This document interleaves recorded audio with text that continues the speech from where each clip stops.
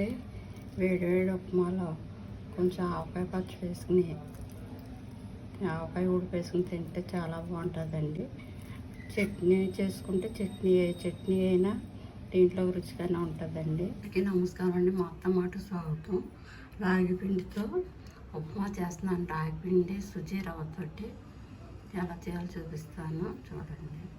మీద గిన్నె పెట్టుకుని నెయ్యి వేసుకోవాలండి, ఒక స్పూను. కొంచెం 2 స్పూన్లు ఆయిల్ వేసుకోవాలి.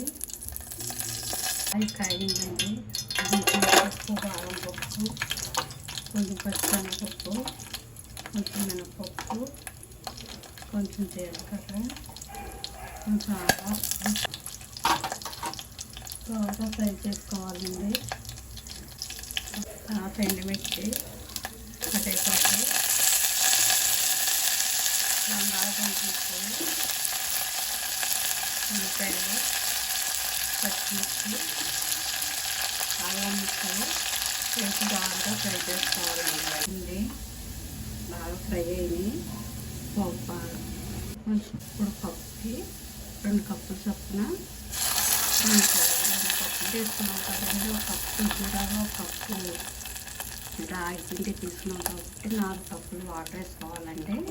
ఇప్పుడు 4 వేయకుండా 3 కప్పులు వేస్తున్నాను. 1 కప్పు తోటి రాగి పిండి వాటర్లో కలుపుకోవాలండి. అంటే రాగి పిండి వేయగానే అది వంట కింద కట్టేస్తుంది కదండి. అందుకని 1 కప్పు రాగి పిండి కలుపుకోవాలని 1 కప్పు వాటర్తో. ఇలా అవుతుందండి. 1 స్పూన్ ఆయిల్ వేసుకోవాలి.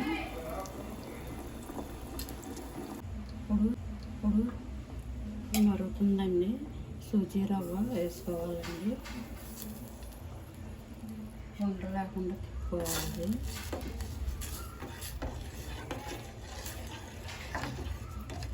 తర్వాత ఇది వాటర్లో కలుపుకున్నాం కదండి రాగి పిండి.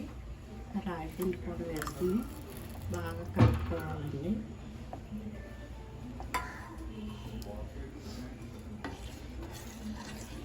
ఇదిగోండి బాగా మగ్గింది రాగి పిండి ఉప్మా. ఇంకా జారుగా కావాలనుకుంటే ఇంకొక కప్పు వాటర్ వేసుకుంటానండి. సమానంగా సరిపోయింది. వేడివేడి ఉప్మాలో, రాగి ఉప్మాలో ఆవకాయ ముక్కేసుకుని తింటే చాలా బాగుంటుందండి.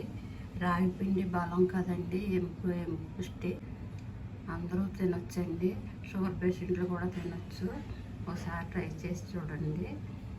హెల్దీ ఫుడ్ అండి.